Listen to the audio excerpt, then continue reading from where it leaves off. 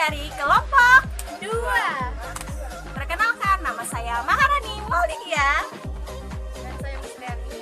Saya Nandani. Saya Lydia. Saya Lina.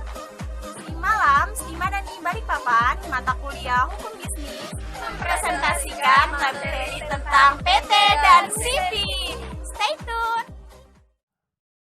Maharani Maulidia akan menjelaskan tentang PT atau singkatan dari Perseroan Terbatas.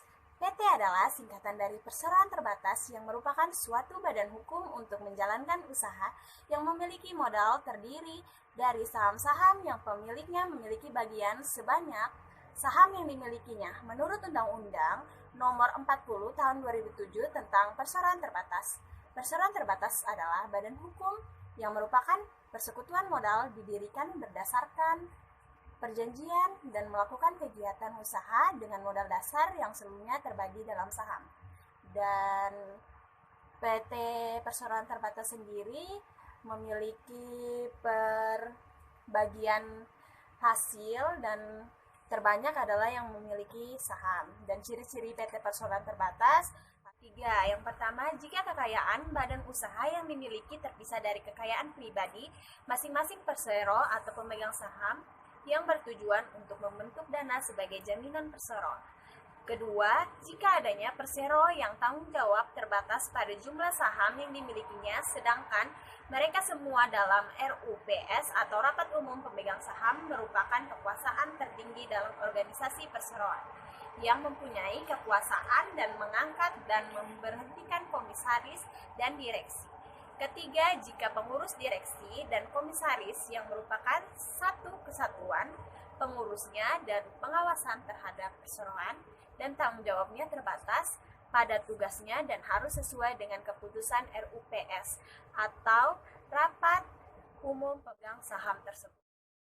Saya akan membawakan materi yang selanjutnya. Materi selanjutnya yaitu tentang macam-macam PT. Yang pertama ada PT Terbuka. PT Terbuka adalah perseroan terbatas yang menjual sahamnya kepada masyarakat melalui pasar modal atau go public. Jadi di sini PT Terbuka itu mereka menjual sahamnya secara cuma-cuma kepada masyarakat. Jadi setiap masyarakat bisa memiliki perusahaan tersebut. Contohnya yaitu ada BRI, Astra International, dan Unilever. Yang kedua ada PT Tertutup, yaitu suatu jenis PT yang dimana sahamnya cuma bisa dipunyai oleh kalangan tertentu saja. Nah, ini dia berbeda dengan PT Terbuka. Kalau PT Terbuka dia bisa dimiliki masyarakat umum, kalau PT Tertutup ini cuma dimiliki oleh sebagian kalangan saja. Contohnya ada Grup Sinarmas, Grup Salim, Grup Bakri, dan PT Tirtamas Lestari. Yang ketiga ada PT Domestik. Nah, PT Domestik ini dia dilihat dari tempat dia berdirinya, kemudian dia menjalankan usahanya di negara mana, maksudnya di sini bisa dia menjalankan di negara Indonesia, berarti dia menjalankan usahanya di dalam negeri. Nah, kalau itu artinya dia harus mematuhi peraturan-peraturan di mana tempat dia mendirikan usahanya. Contohnya yaitu ada PT Bank Sentral Asia atau BCA. Yang kedua ada PT Bank Nagari, PT Gudang Garam, PT Indosiar Visual, dan Mandiri. Yang keempat, selain PT domestik ada PT asing. Dia PT-nya didirikan di luar negeri, kemudian artinya dia harus mematuhi peraturan yang berasal dari negara tersebut. Contohnya ada PT KAO Indonesia, PT Chevron. Yang kelima ada PT Perseorangan. Ini adalah jenis perseroan di mana sahamnya hanya dimiliki oleh satu orang saja. Di sini orang yang punya saham tersebut sekaligus sebagai direktur perusahaan. Contohnya PT Garuda Indonesia, PT Pertamina, dan PT Tambang Bukit Asam. Yang keenam, ada PT Umum atau PT Publik. Adalah suatu jenis PT yang kepemilikan sahamnya bebas dipunyai oleh siapa saja. Selanjutnya yaitu tujuan PT. Tujuan PT dibentuk ialah untuk menjalankan suatu usaha dengan modal tertentu yang dibagi atas saham-saham, di mana yang memegang saham ini ikut berpartisipasi mengambil satu saham atau lebih dan melakukan perbuatan hukum dibuat bersama-sama dengan tidak bertanggung jawab sendirian untuk keputusan perseroan tersebut. Saya Dina Sapitri, saya akan menjelaskan syarat pendirian PT. Syarat pendirian PT secara formal berdasarkan UU nomor 40 2007 adalah sebagai pendiri minimal 2 orang atau lebih. Terus yang kedua, akta notaris yang berbahasa Indonesia. Yang ketiga, setiap pendiri harus mengambil bagian atas saham, kecuali dalam rangka peleburan. Terus yang keempat, akta pendirian harus disahkan oleh Menteri Kehakiman dan diumumkan dalam BNRI. Dan yang kelima, modal dasar minimal 10 juta rupiah dan modal disetor minimal 25% dari modal dasar. Dan yang keenam, minimal 1 orang direktur dan 1 orang komisaris. Yang ketujuh, pemegang saham harus WNI atau badan hukum yang didirikan menurut hukum Indonesia kecuali PT PNA. Nama saya Rina Anggraini. Kelebihan dari perseroan terbatas ada beberapa poin. 1, penanggung jawab yang terbatas dari utang-utang perusahaan. Maksudnya ialah jika kamu termasuk pemegang saham dan perusahaan tersebut yang punya utang, kamu hanya bertanggung jawab sebesar modal yang kamu setorkan, tidak lebih. 2, kalangan perusahaan sebagai badan hukum lebih terjamin sebab tidak tergantung pada beberapa pemilik dapat berganti-ganti. 3, mudah untuk memindahkan hak milik dengan menjual saham kepada orang lain. 4, mudah memperoleh tambahan modal untuk memperluas volume usahanya, misalnya dengan mengeluarkan saham baru. 5, manajemen pengelolaan sumber modal untuk itu secara efisien. Jadi, jika kamu memiliki manajer tidak bagus, kamu dapat mengganti dengan yang lebih bagus. Saya Musliani, saya akan menjelaskan tentang kekurangan perseroan terbatas atau PT. Itu ada 4 poin. Pertama, PT merupakan subjek pajak tersendiri. Jadi tidak hanya perusahaan yang terkena pajak. Laba bersih yang dibagikan kepada semua pemegang saham akan dikenakan sebagai pajak pendapatan, tentunya dari pemegang saham yang bersangkutan. Kedua, jika Anda akan mendirikan perseroan terbatas, pendirinya jauh lebih sulit dari bentuk kepemilikan usaha lainnya. Dalam pendirinya, PT memerlukan akte notaris dan izin khusus untuk usaha tertentu. Ketiga, biaya pembentukannya relatif tinggi. Keempat, bagi beberapa orang, secret dalam hal keuangan perusahaan karena segala aktivitas perusahaan harus dilaporkan kepada pemegang saham. Selanjutnya adalah pengertian CV. CV adalah persekutuan yang didirikan oleh seseorang atau beberapa orang yang mempercayakan orang lain untuk menjalankan perusahaan dan bertindak sebagai pemimpin. Menurut pasal 19 KUHD, CV adalah perseroan yang menjalankan suatu perusahaan yang dibentuk antara satu orang atau beberapa orang secara langsung bertanggung jawab untuk seluruhnya pada satu pihak.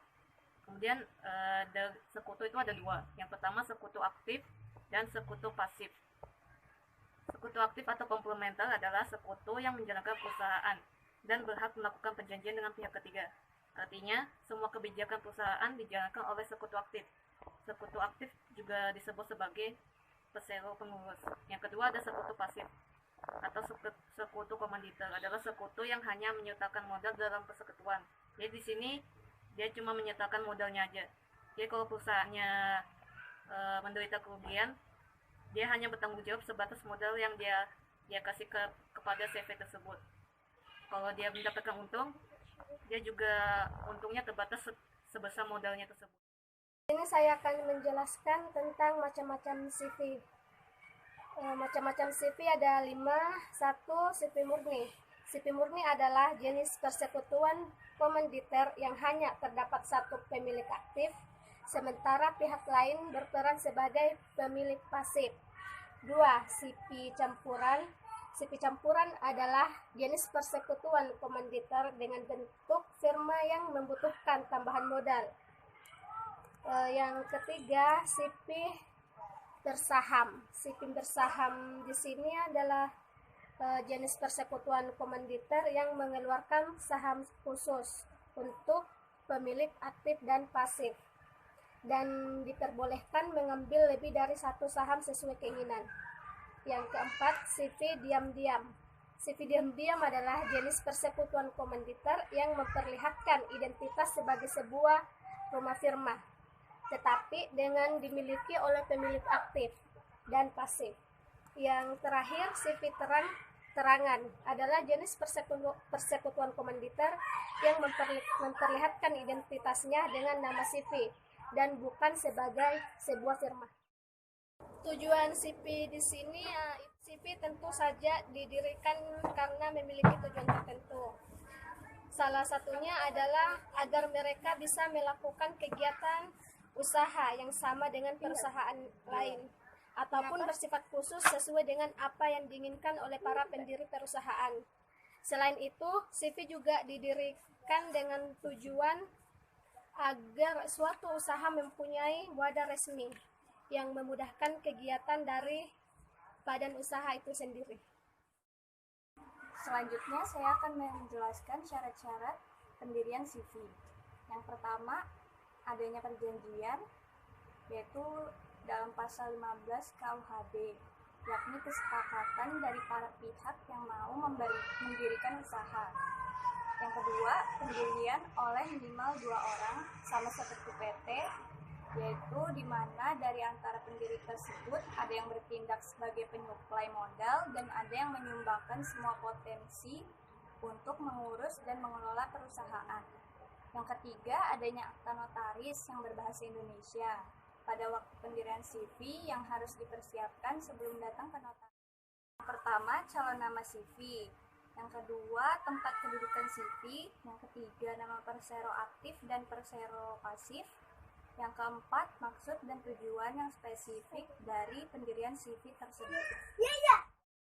Saya akan menjelaskan tentang ciri-ciri CV. Berikut ini terdapat beberapa ciri-ciri CV terdiri atas ada yang pertama, pada CV ada 2 macam, yaitu anggota aktif dan anggota pasif. Yang kedua, tanggung jawab pada sekutu aktif tidak terbatas, sedangkan tanggung jawab sekutu pasif hanya sebesar modal yang dia tanam.